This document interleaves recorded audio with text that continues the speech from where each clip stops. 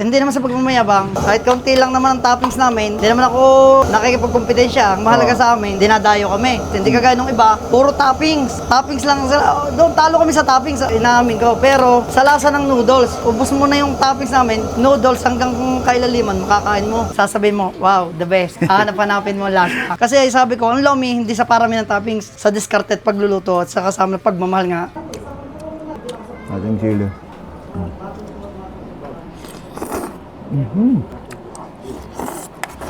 Hello sir, anong binibenta nyo dito? Meron kaming lomi, kuya. Meron kaming jumbo, special at regular. Meron kaming canton, bihon, chami, gisado sweet spicy with fried egg, Mickey bihon. Magkano yung sir, pinakamura nyo? Ang pinakamura naman yung regular na lomi, 70. Yung pinakamahal? 140 jumbo. 140. Sige sir, pa-order nga ako dun sir. Paano ginagawa yun sir? Ito ang kaldo namin. Kaldo? Ano ibig sabihin ng kaldo sir? Ito yung mga pinakulang ulo at saka mga buto ng baboy para lumasa. Ang iba, wala na yan eh. Kami lang. Tapos, higyan natin itong ating Mickey. Lalagay natin.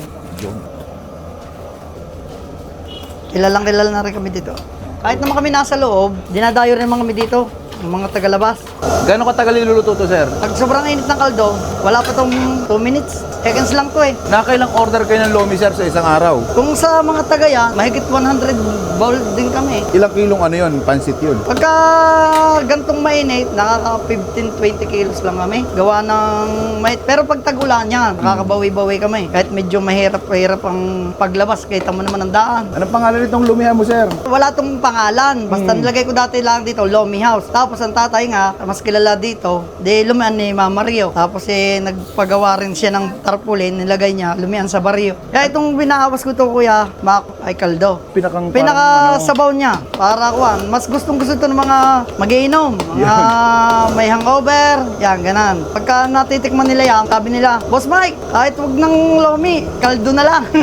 Plus na kami. Ano oras kayo nag-open dito sir? Sa totoong buhay, alas 3 nasa bayan na ako. Kaya pagdating ko dito, mga 4:30, narito na rin si Mrs. Yan na nag-iintindi dito ng ibang mga panlahok. Alas 5, meron ka na. Meron na kaming kuwan.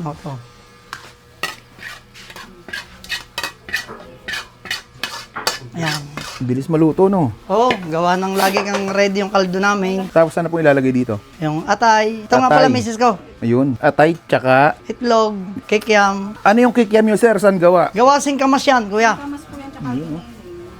Yung kaldo nyo sir, may kalapati ba yan? Wala na, dati nilalagyan namin. Kuya, madaming na high blood. Nakaka-high blood ba ang kalapati? Oo, malakataas ang kolesterol niyan eh.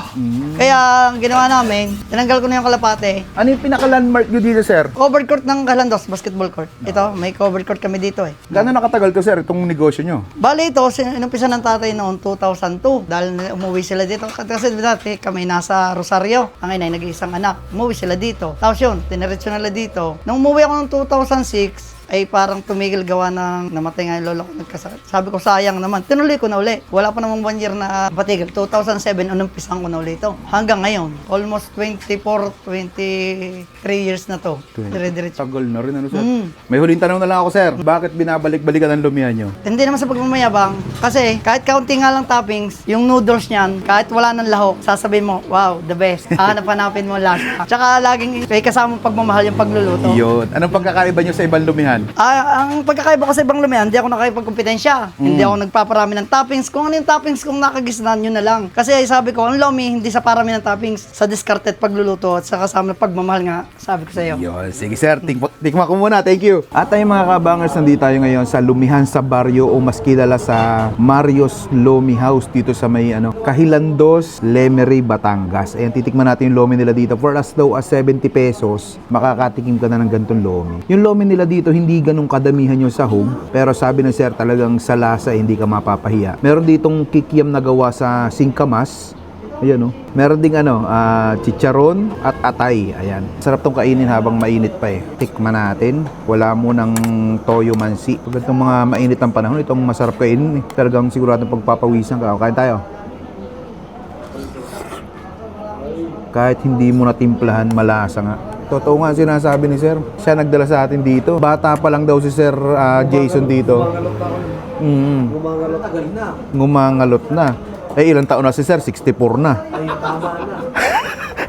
Di joke lang. Simula bata, talagang totoo, legit na masarap nga. Dati pala, yung kaldo nila dito may kalapati. Eh, dami daw na high blood, kaya hindi na nilagyan. Pero masarap pa rin naman. Lagyan nga natin ng ano, sausawan. Ating chili.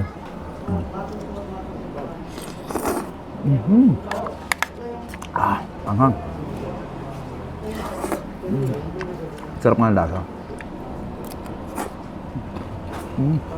Saka yung lomi nila dito, hindi OA sa pagkalapot. Malapot lang siya, pero hindi yung talagang kala mo eh, malagkit na yung kinakain mo. Ano, masarap. Saktong-sakto lang.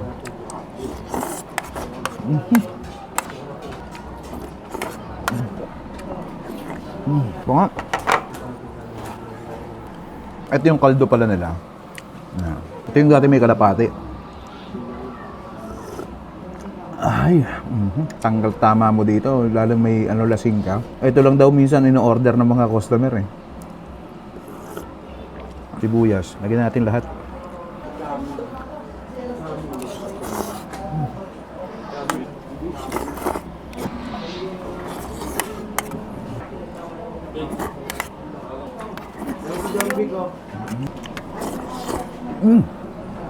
Paano, bistahan nyo na dito sa Lumihan sa Barrio, dito sa Kahilan 2, Lemery, Batangas. Napakasolid dito mga lods, panalods.